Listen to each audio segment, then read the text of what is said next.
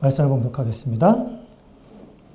여호와께서 아모리 사람을 이스라엘 자손에게 넘겨주시던 날에 여호수아가 여호와께 아뢰어 이스라엘의 목전에서 이르되 태양아 너는 기브온 위에 머무르라.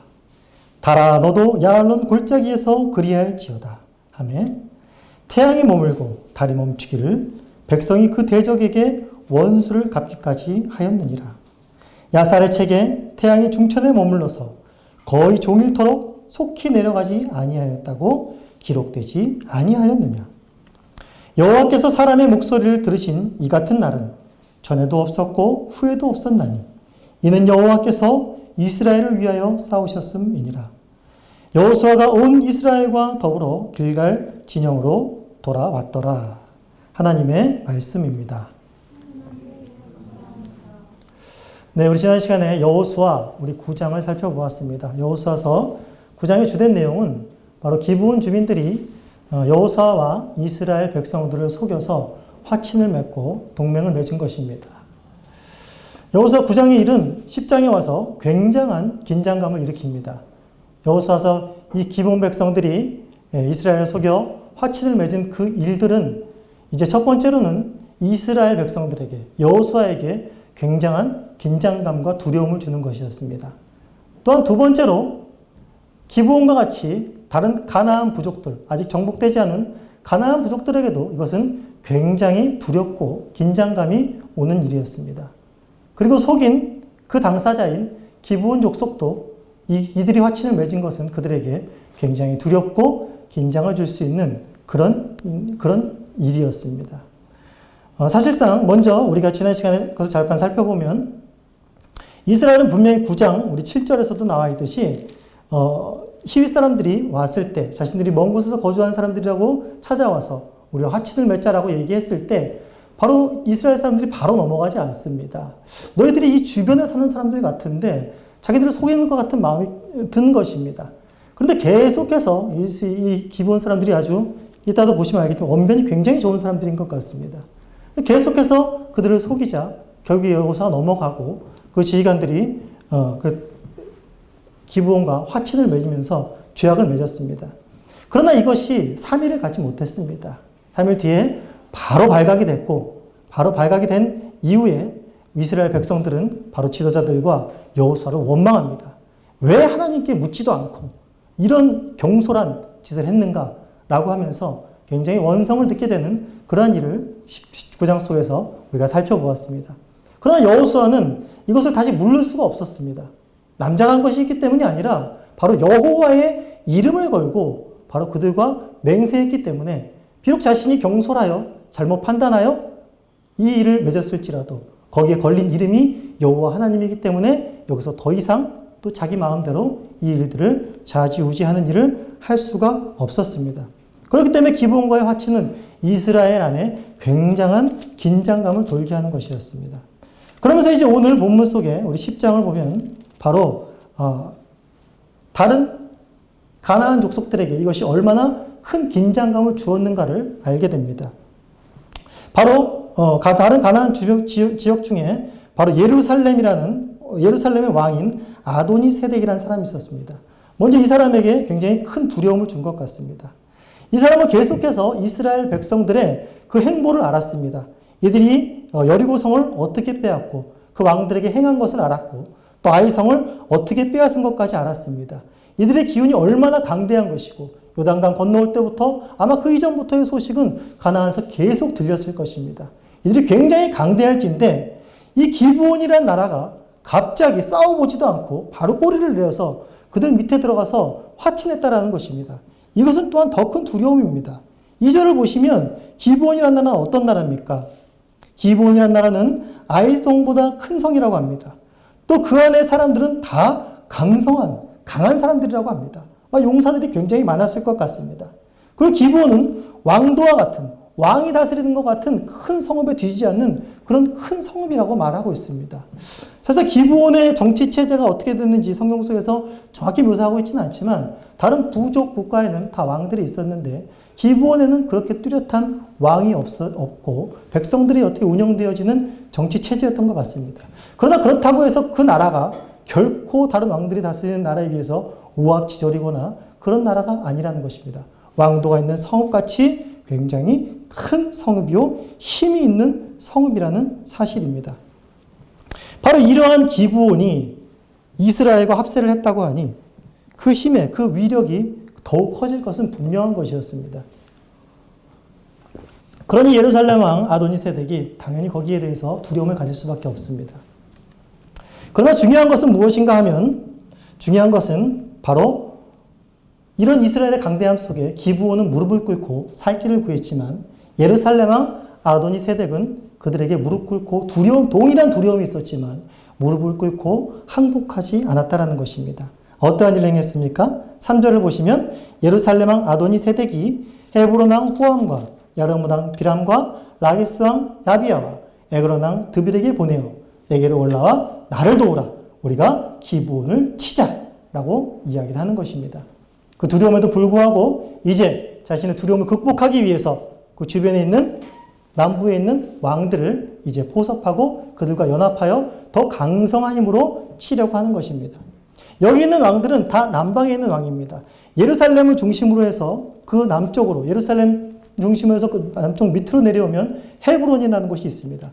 그리고 남서쪽으로 해서 야르뭇이라는, 또 라기스, 에굴론이라는, 이렇게 블레셋 쪽으로, 지중해 쪽으로 점점 펼쳐나가면서 예루살렘을 중심으로 해서 남서쪽으로 해서 남부에 있는 이 왕들과 함께 예루살렘을 합쳐 이 다섯 부족의 왕국이 연합 세력을 이룬 겁니다. 굉장히 남부 세력의 대표적인 힘을 자랑하는 그런 왕국들이었습니다. 이들이 이제 화친하여서 이들이 이제 기브온을 치려고 하는 것입니다. 기브온을 치려고 하는 것은 당연하지요.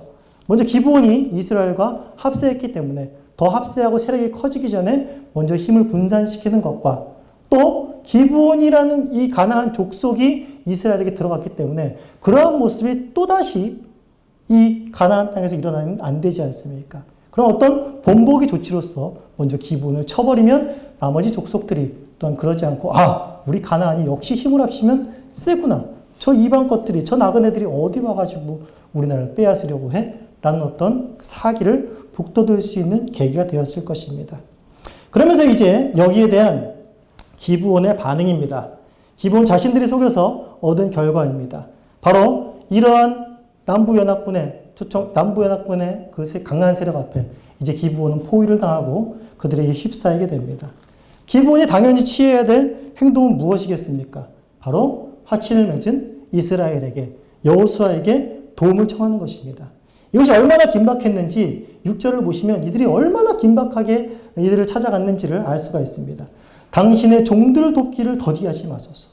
속히 우리에게 올라와 속히 우리를 구하소서. 그들이 아무리 거주하는 왕들이 우리를 치나이다. 계속적으로 간구하고 도와달라는 내용입니다. 사실상 여기 당신들의 종들을 돕기를 더디하지 마소서, 이 말의 뜻은 무엇인가 하면 당신의 손들을 늘어뜨리지 마소서. 한마디로 마음을 약하게 우리를 도우러 오는 데 있어서 마음을 약하게 먹거나 땀만 먹지 마소서라고 말하는 겁니다. 재미있죠? 왜 이런 말을 하는 겁니까? 자기들이 챙기는 게 있는 거죠. 자기들이 정당하게 그들 앞에 정직하게 나아가지 못했고 속여서 화친한 것이고, 이 일에 의해서 이스라엘이나 여호수아도 기회를 볼 수 있지 않겠습니까?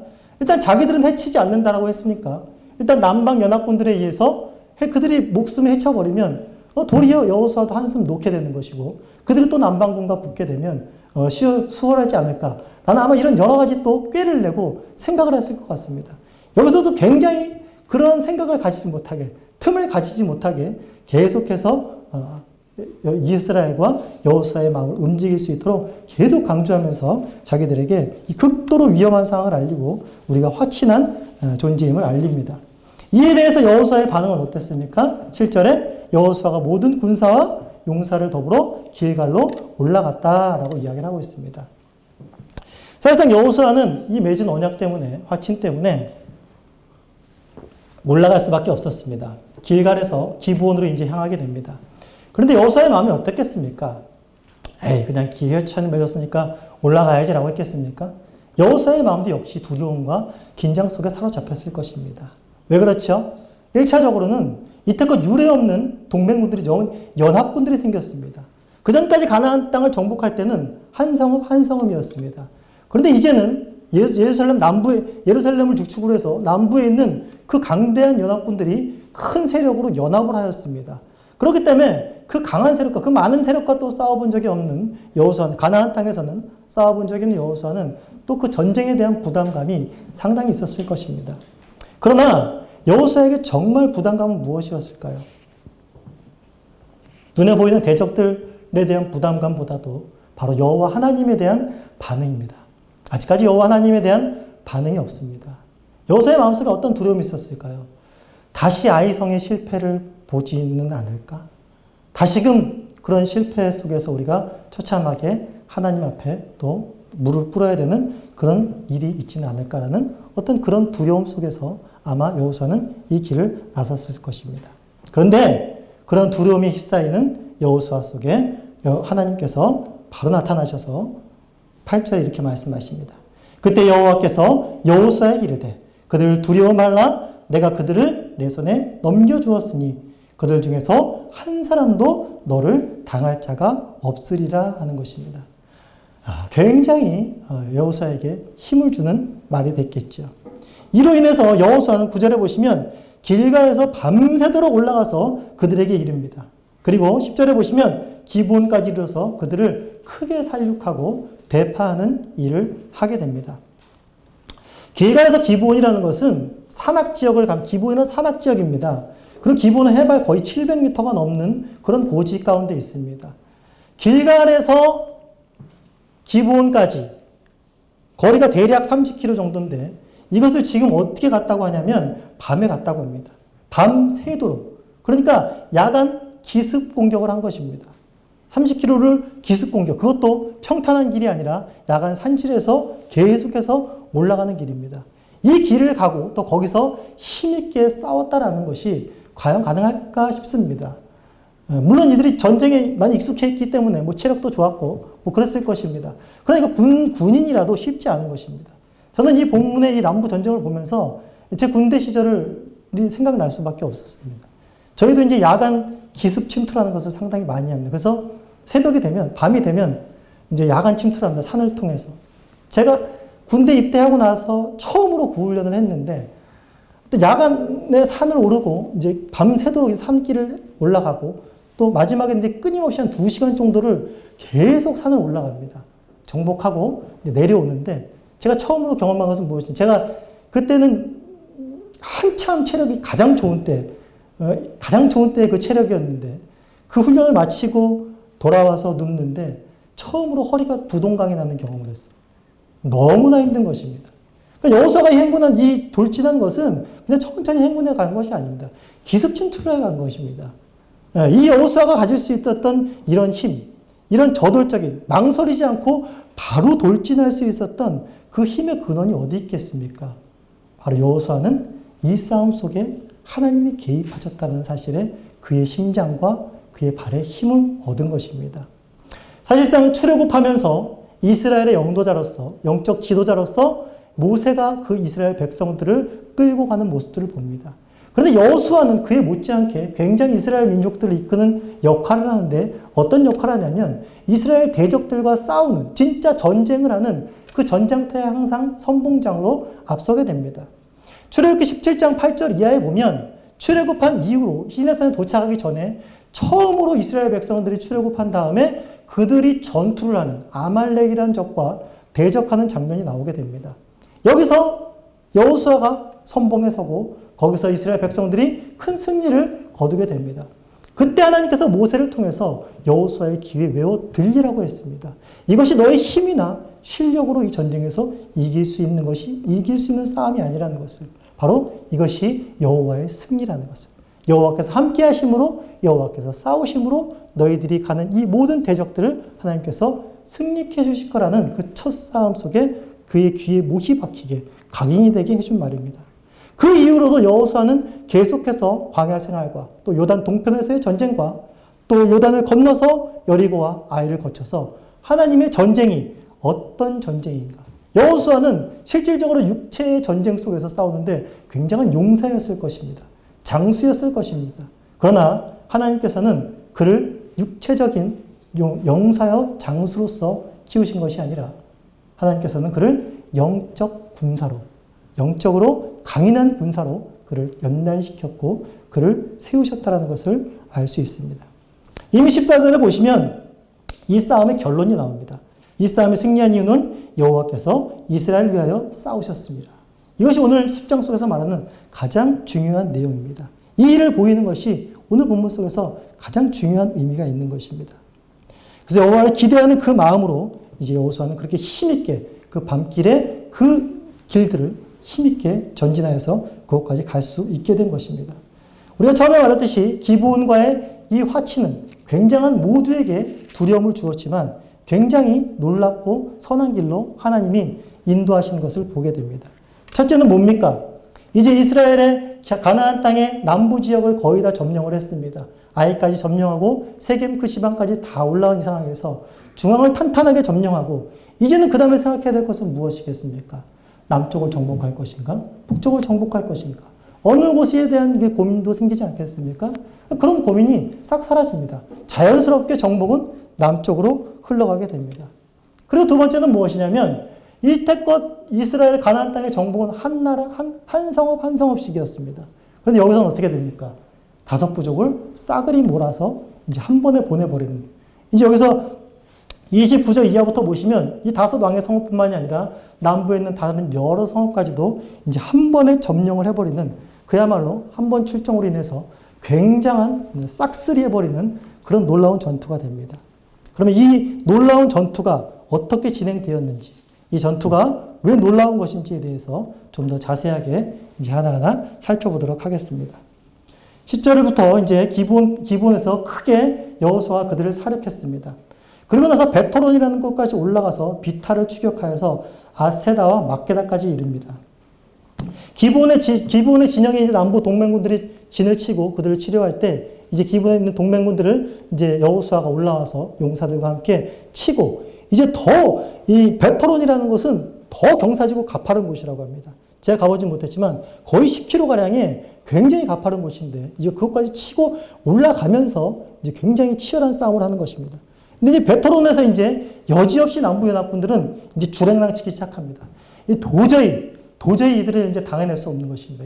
이 지금 정예 요원들이 치고 있는데 자기들은 비록 5부족의 굉장히 큰 세력을 갖고 있지만 아직 이들은 정비가 되지 않은 상태입니다. 이 기습 공격이 그게 좋은 것입니다. 상대가 예상치 못할 때, 생각지 못할 때, 그 5부족을 또 통솔하고 하나로 묶으려면 시간이 걸릴 텐데, 그러한 여지도 없이 그냥 바로 쳐버리니까, 이건 이제 인원만 많았지, 이제 더 산란스럽고 혼란스러울 뿐입니다. 그러면서 이제 벳호론이라는 곳에서 아세다와 막게다라는 같이 이제 계속해서 비탈진 경사길입니다. 내려가는 길입니다. 이제 평지를 향해서 내려가는 길입니다.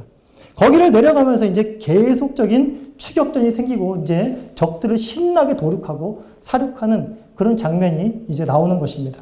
근데 여기서 놀라운 사건이 일어납니다. 11절 보시면 그들이 이스라엘 앞에서 도망하여 벳호론의 비탈에서 내려갈 때에 여호와께서 하늘에서 큰 우박덩이를 아세가에 이르기까지 내리심에 그들이 죽었으니 이스라엘 자손의 칼에 죽은 자보다 우박에 죽은 자가 더 많았더라 라고 이야기를 하고 있습니다. 갑자기 어떤 일이 일어난 것입니까? 바로 우박이 그냥 갑자기 하늘에서 내린 것입니다.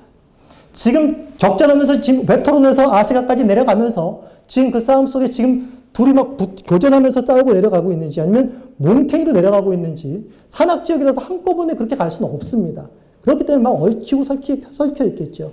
그런데 거기서 바로 우박이 내리는 것입니다. 그래서 적들을 섬멸하는 것입니다. 놀라운 것은 무엇인가 하면 우박이 내려서 그냥 뭉탱이로 내린 것이 아니라 이스라엘 백성에게는 떨어지지 않고 바로 적들에게만 떨어져서 적들만 사륙한 것입니다. 요즘 말하면 유도탄, 표적 미사일 같은 거죠. 그런 일이 최초로 벌어진 것입니다. 사실상 여러분 출애굽할 때도 우리가 잘 알듯이 하나님의 열 재앙이 내렸을 때 우박 재앙이 내렸습니다. 이때도 하나님께서 어떻게 하셨습니까? 하나님께서 이스라엘에 살고 있는 그 고센 땅에만 우박이 내리게 하지 않았습니다. 그리고 나머지 애굽 전역이 우박이 내리면서 애굽을 초토화시킨 일이 있습니다. 바로 그러한 역사를 여기 좀 더 세밀하게 보여주고 있습니다.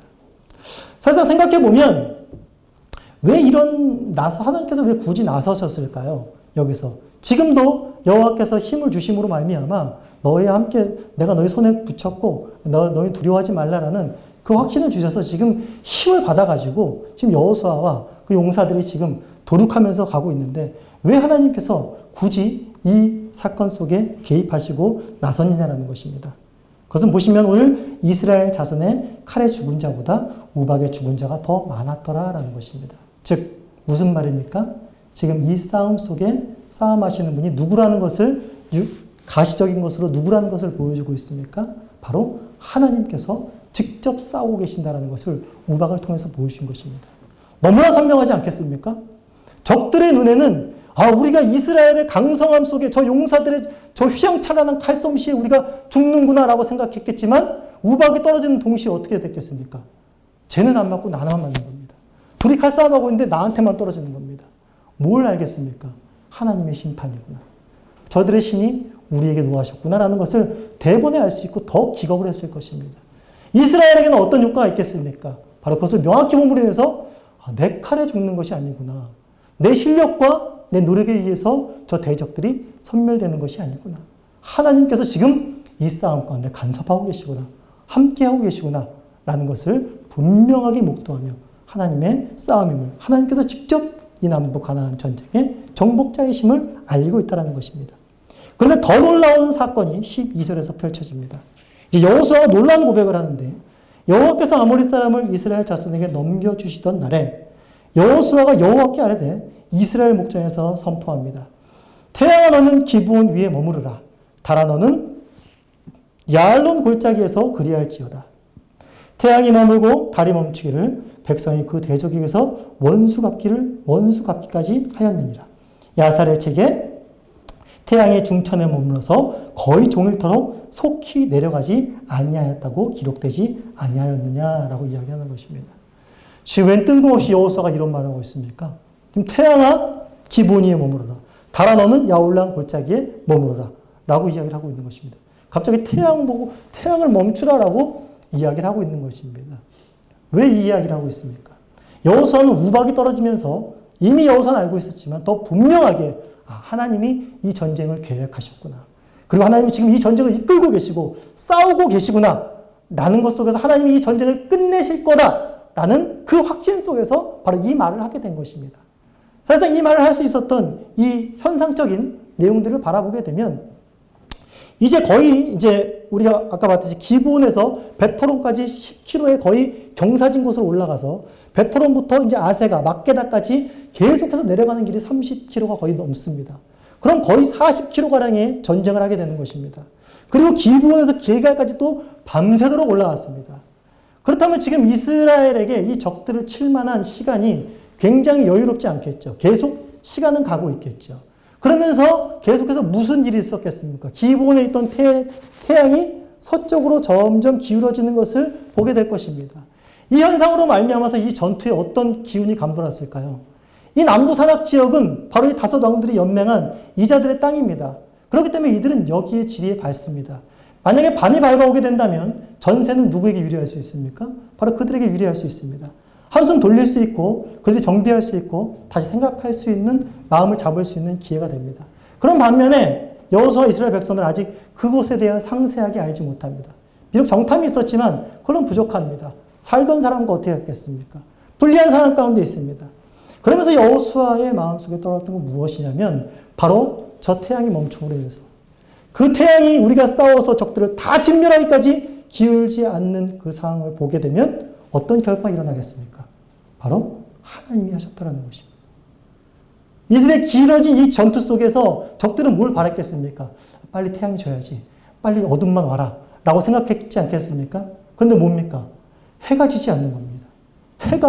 이건 보통 때와 같지 않은 것입니다. 이게 벌써 졌어야 되는데 이게 천천히 기울고 있는 것입니다. 아직도 밝은 것입니다. 또 뭘 분명히 보고 각인하게 되는 것입니까? 하나님께서 함께 하시는 하나님의 심판이 우리에게 임한 것이 맞겠구나 라고 하면서 완전한 전의를 상실할 수밖에 없는 것입니다. 이스라엘 백성도 마찬가지입니다. 신나게 죽이고 있는데 하나님이 함께 하신다는 생각을 잠깐 놓칠 수 있습니다. 그러나 우박과 더불어서 이들에게 무엇을 알 수 있습니까? 이들이 지치지 않고 계속해서 해가 중천에 떠 있고 이들을 다 도륙하기까지 해가 지지 않는 놀라운 광경 속에 이들은 더욱더 이 싸움을 하나님께서 하신다라는 것을 목도할 수 있게 되는 것입니다. 여호수아가 단순히 하나님 전략상으로 해가 기울고 있네요. 우리 전략상 부족할 것 같으니까 우리가 좀만 더 하면 이길 것 같습니다. 하나님 힘 주십시오. 하나님 힘 주시면 우리가 저들을 다 도륙하겠습니다. 얼마 안 남았습니다. 해를 잠깐 멈춰 주십시오. 잠깐만 도와주십시오. 라고 한 도움의 차원에서 하나님이 그 기도를 들어주신 것이 아니라는 것입니다. 내가 직접 싸우고 있다는 것을 하나님께서 여호수아의 기도를 통해서 바로 알려주신 것입니다. 그런 여호수아는 하나님의 마음과 또 굉장히 어떤 합한 지경까지 이르는 굉장히 영적으로 탁월한 지도자였음을 또한 여기서 보여준다라고 할 수가 있습니다. 자, 그리고 또 이제 여기서 이제 이러한 놀라운 역사들이 이루어짐으로 말미암아서 사실상 이 태양이 멈췄다라는 것에 대하여서 많은 논란들이 있습니다. 사실상 어떻게 정말 이 태양이 멈췄겠는가?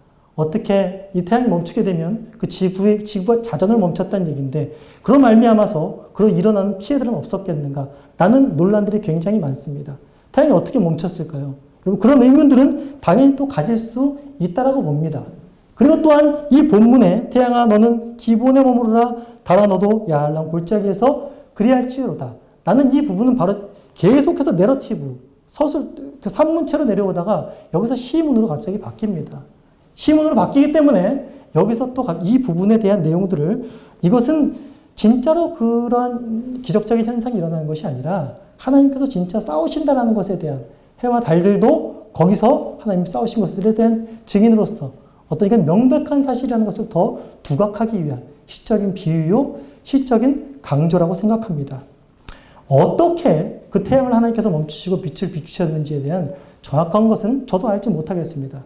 그러나 분명한 것은 이런 분명한 사건을 하나님께서는 보이셨다라는 것입니다. 하나님께서 여기서 더욱더 드러나는 것은 무엇인가 하면 바로 하나님께서 그의 백성들을 구원하시고 그의 백성들에게 인자와 자비를 베푸시는 언약의 신실하신 하나님을 보이기 위하여 그러한 일까지도 행하셨다라는 분명한 사실을 오늘 이 말씀 속에서 우리들에게 보여주고 있습니다. 그리고 이 분명한 사실은 또한 야살의 책에 기록되었다라고 이야기를 하고 있습니다. 그리고 이제 16절부터 27절까지 해서 이제 나머지 부분들에 대한 이야기들이 나옵니다. 16절부터 27절까지를 보시면 이제 계속해서 도망가는 이제 막게다 쪽 아세가에서 막게다 쪽으로 계속해서 남부 진영으로 도망가는 나머지 적들을 이제 소탕하게 됩니다. 소탕하는 그 가운데서도 여호수아는 하나님이 하신다라는 사실을 놓치지 않게 합니다. 19절 보시면 너희는 지체하지 말고 너희 대적의 뒤를 따라가서 그 후군을 쳐서 그들이 자기들의 성읍에 들어가지 못하게 하라. 너희 하나님이 여호와께서 그들을 너희 손에 붙여주셨느니라 라고 이야기를 하고 있습니다. 그러면서 나머지 도망가는 그 적들을 모두 다 소탕하고 나머지 잔당들 큰 성으로 도망간 몇몇만 떼고는 그들을 다 소탕하는 것이 21절까지 돌아옵니다. 그런데 중요한 것은 21절에서 그들을 다 치고 나서 모든 백성이 평안히 막게다 진영으로 돌아왔다라고 하는 것입니다. 여기서 중요한 것은 바로 평안히 그들이 돌아왔다라는 것입니다. 하나님께서 이 정복전쟁을 주시고자 하시는 또한 여호수아와 이스라엘 백성들에게 이 땅을 주시고자 하시는 것은 이 땅을 통해서 주시고자 하시는 것은 땅 자체가 아닙니다. 정복에 대한 야욕이 아닙니다. 바로 이 땅의 정복을 통한 평안이라는 것입니다. 성경 속에서도 많은 그런 제국들이 나오게 됩니다. 많은 제국들의 많은 왕들이 굉장히 많은 땅들을 차지합니다. 그들에게 무슨 기쁨이 있었습니까? 무슨 충만함이 있었습니까? 바로 땅에 대한 충만함입니다. 내가 이렇게 많은 것을 가졌다라는 것에 대한 충만함이 있었습니다. 그러나 그들에게 평안이 있었을까요? 아니요, 평안이 없었습니다. 그 모든 나라를 다스릴 수도 없을 뿐더러 거기서 일어나는 반란들을 잡을 수 없었고 또한 그 제국은 그리 또 오래가지 않았습니다. 하나님께서 주시고자 하시는 것은 다른 나라들의 땅을 허락하는 것과는 다른 차원입니다. 바로 규모와 사이즈에 있지 않고 바로 그 백성들에게 허락하신 평안과 안식 가운데 있다는 것입니다. 여기서 하나님께서 직접 싸우심으로 말미암아 하나님의 승리로 말미암아서 그 백성들에게 주시는 온전한 선물인 평안과 안식을 주시는 하나님을 또한 나타내고 있습니다. 또한 22절부터 보시면 22절부터 27절까지 보시면 이제 5 왕들, 아까 영모를 꾀했던 예루살렘 왕 아도니세로부터 그 네 왕들을 이제 숙청하는 일을 발견하게 됩니다. 적들을 다 섬멸하기 전에 이제 이미 그 왕들이 막게다 굴에 숨어 있다라는 정보를 들었습니다. 이들은 맨 마지막에 여호수아가 처단을 하기 위해서 여호수아가 그들이 막게다 있는 굴을 단단히 막아놓고 거기에 경비병을 세워놓고 그들을 맨 마지막으로 이제 처단하는 순간입니다. 그러면서 지휘관들을 시켜서 이 왕들의 목을 발로 밟으라 그럽니다. 땅에 처박아 놓고 지휘관들을 통해서 왕들 5명을 다 끌어내고 목을 그냥 짓이겨 밟은 겁니다. 어떻게 보면 정복자의 그런 모습을 보고 있겠죠. 그래서 이와 같은 일이 무슨 일이냐면 25절에 보시면 여호수아가 그들에게 이르되 두려워 말며 놀라지 말고 강하고 담대하라. 너희가 맞서서 싸우는 모든 대적에게 어떻게 하신다고요? 여호와께서 이와 같이 하시리라 라는 것입니다. 마치 창세기 3장 15절에 그 원시복음에 대한 어떤 성취의 그림자를 보여주는 것 같습니다. 여자의 후손으로 오신 이가 원수의 머리를 밟아 상하게 하는 그 모습. 로마서 16장 20절에 평강의 하나님이 속히 사단의 너희 발 아래에서 상하게 하시리라라는 그러한 것들이 지금 이 남부 이 왕들을 숙청하면서 일어나는 모습들. 하나님이 싸우심으로 말미암아 그 대적의 머리가 잘려나오고 그 악한 가나안 땅의 세력들이 힘을 잃고 사라지는 그러한 모습들을 하나님께서 보여주고 계십니다. 자, 그러면서 이제 왕들을 숙청하는 26절부터 숙청하는 방법이 나옵니다. 그들을 죽이고 난 26절에 보시면 그 후에 여호수아가 그 왕들을 쳐 죽여서 5 나무에 매달고 저녁까지 나무에 달린 채로 두었다가 해질 때에 여호수아가 명령하며 그들의 시체를 나무에서 내려 그들이 숨었던 굴 안에 던지고 굴 어귀를 큰 돌로 막았더니 오늘까지 있더라 라고 말하고 있습니다. 이 방법 또한 무엇입니까? 왕들을 숙청한 이 방법 또한 철저하게 하나님의 말씀을 의지함으로 하나님께서 하신 것이라는 것을 여호수아가 백성들에게 보이는 것입니다. 신명기 21장 23절에 보시면 나무에 달린 자는 어떤 자라고 말하고 있죠? 바로 저주를 받은 자다. 하나님으로부터 심판을 받아 저주를 받은 자라는 것을 모든 만방에 보이는 것입니다. 이들은 바로 가나안의 주인이 아니라 하나님의 대적이요 하나님의 저주를 받은 자로서 처참하게 죽을 수밖에 없다라는 것입니다. 그런데 신명기 21장 23절에 또 나와 있는 것은 이 시체들을 밤까지 매달아 놓지 말라라고 얘기합니다. 그 이유는 무엇입니까? 바로 그 땅은 거룩하기 때문에 그 땅을 더럽히지 않게 하기 위해서 해질 무렵까지 해질 때는 그들을 내리는 것입니다. 그리고 땅에 불에 쳐박아 던지는 것입니다. 바로 여호수아께서는 바로 이것을 하나님께서 거룩하게 하신다. 하나님께서 대적의 무리들을 머리를 그 힘을 통치권을 완전히 파해버리시고 그들은 저주받은 자들이요 심판받은 자들이요 이들이 사라져 이제 이 땅은 하나님의 땅이요 거룩한 땅이다라고 하는 선포하는 그 지경까지 이르면서 여호와의 싸우심에 대한 놀라운 증언들을 백성들에게 하고 있는 것입니다. 그러면서 이제 28절부터 43절까지 아까 그 왕들이 있던 성읍과 나머지 남부에 있는 성들을 아주 단번에 점령해버리는 역사가 일어납니다. 28절부터 보시면 막게다라는 지역, 그리고 29절에 림나라는 지역, 그리고 34절에 라기스라는 지역, 그 다음에 36절에 에글론, 그리고 헤브론, 드빌이라는 이 지역들을 계속해서 39절까지 이제 계속해서 그들을 막 한 번에 쳐버립니다. 여기서 치는 정복의 기는 굉장히 짧게 동일하게 패턴으로 계속해서 정복 방법을 똑같이 기록하고 있습니다. 거기서 그 성읍에 들어가서 바로 그들을 한 사람도 남기지 않았다. 방법은 어땠다? 여리고가 모델이 됩니다. 여리고에서 행한 것처럼 똑같이 행했다. 그리고 그 다음에 그 전 성읍에 했던 것처럼 똑같이 행했다. 또 그 전 성읍에 했던 것처럼 똑같이 행했다. 똑같이 행했다. 똑같이 행했다. 라고 하면서 그들을 하나님의 뜻대로 하나님이 하라는 대로 다 사륙했다는 것이 나옵니다. 중요한 것은 무엇입니까? 어떻게 그렇게 할 수 있었다고요? 하나님이 이스라엘 손에 붙여주심으로 이것이 가능하였다라는 것입니다. 그러면서 이제 40절부터 43절까지는 다시 한번 남부 지역에 있는 전 지역들에 대해서 다시 한번 쭉 리마인드를 하게 됩니다. 그러면서 마지막 또 결론 다시 한번 반복되죠. 42절 우리가 42절 43절 같이 한번 읽어보겠습니다. 시작. 여호와께서 이스라엘을 위하여 싸우셨으므로 여호수아가 이 모든 왕들과 그들의 땅을 단번에 빼앗으니라. 여호수아가 온 이스라엘과 더불어 길갈 진영으로 돌아왔더라. 라고 하면서 오늘 이 마지막 문단 속에서 정말 예상치 못한 건 이스라엘도 예상치 못했고 다 예상치 못했습니다. 이렇게 단번에 하나님의 심판이 임할 줄은 정말 몰랐던 것입니다. 그러면서 주님께서 말씀하셨듯이 그 주님의 날이, 그 심판의 날이 도적같이 오리라는, 더디게 오지 않고 급하게 오리라는 그 말씀이 또한 여기서 성취되며 잠언서 29장 1절에서 말씀한 바와 같이 주의 책망을 받으면서도 목이 곧은 사람은 갑자기 패망을 당하고 피하지 못하리라는 말씀의 결과가 오늘 이 역사적인 사건 속에서 그대로 보여주고 있다는 것입니다.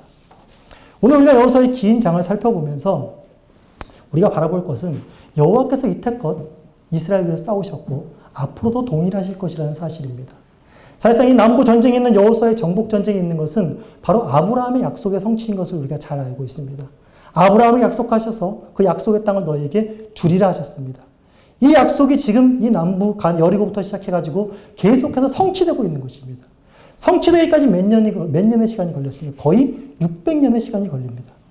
그 600년의 시간 동안에 여호수아는 함께하지 않았지만 계속해서 하나님께서는 아브라함을 통해서 족장들을 통해서 모세를 통해서 이스라엘 백성들을 통해서 여호수아를 통해서 계속해서 하나님이 이 싸움을 시작하셨고 하나님께서 세우시는 그 하나님 나라에 누구도 대적하지 못하며 하나님께서 약속하신 그 나라는 반드시 하나님의 손으로 이루신다라는 것을 명백하게 보여주는 사건입니다. 그러면서 여호수아에게 이 사건을 통해서 앞으로 이스라엘 나라뿐만이 아니라 본질적으로 아브라함이 약속하신 그 하나님의 영원한 나라에 이르기까지 하나님께서 우리를 위하여 싸우시고 그 모든 대적들을 우리의 손에 붙이시고 우리는 그 승리로 말미암아 평안을 경험하게 한다는 것이 오늘 말씀 속에서 우리에게 주는 하나님의 큰 구원의 열심의 모습이라고 생각합니다. 사실상 오늘날 우리는 가나안과 같은 이런 전쟁을 피를 터지는 이런 사륙 같은 전쟁을 하고 있지는 않습니다. 그러나 하나님의 백성들은 어느 시대를 가건 이 지금 가나안에서 벌어지는 이 치열한 전투보다 더 치열한 영적 전투가 있다는 것을 반드시 깨달아 알아야 한다는 것입니다. 이 육적으로 일어난 전쟁이라는 것이 사실상 우리 눈에 보기에 가장 끔찍하고 가장 처절한 것 아닙니까? 그러나 오늘 이 말씀 속에서 보여주는 것은 영적 전쟁은 그보다 더하다는 것입니다. 날마다 싸워야 되는 전쟁이고 날마다 교회를 향한 신자들을 향한 하나님의 백성들을 향한 대적들의 세력은 끊이지 않고 더 늘어갈 것이며 신자들이 끊임없이 죄의 잔재들과 싸우며 거룩으로 향한 그 싸움은 정말로 치열하다는 것입니다.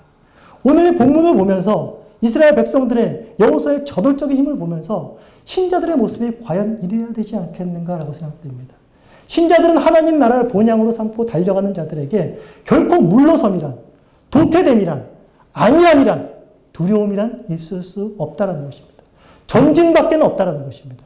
우리에게는 계속되는 전투가 있고 그 전투에서 싸워야 되는 주의 영적 군사라는 사실을 다시금 일깨워주고 있는 것입니다.